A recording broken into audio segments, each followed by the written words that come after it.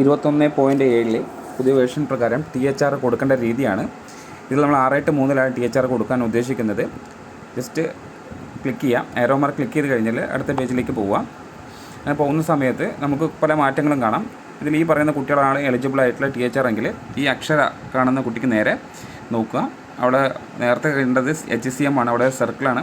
തൊട്ട് അപ്പുറത്ത് ഒരു THR കൂടി സർക്കിളിൽ കാണാൻ പറ്റുമായിരുന്നു. പുതിയ വേർഷൻ അപ്ഡേറ്റ് ചെയ്തപ്പോൾ അത് THR എന്നുള്ള രൂപത്തിൽ അവിടെ കാണുന്നുണ്ട്, ഒരു ഏരോ മാർക്ക്. ജസ്റ്റ് ക്ലിക്ക് ചെയ്യാം.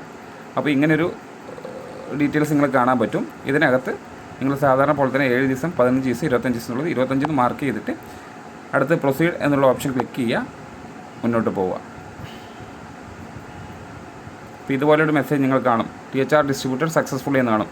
ഇതിനോടൊപ്പം തന്നെ ആദ്യമായി ഓപ്പൺ ചെയ്യുന്ന ടീച്ചേഴ്സിന് ഒരു കൺഫർമേഷൻ മെസ്സേജ് കൂടി അതിനകത്ത് വരുന്നുണ്ട്.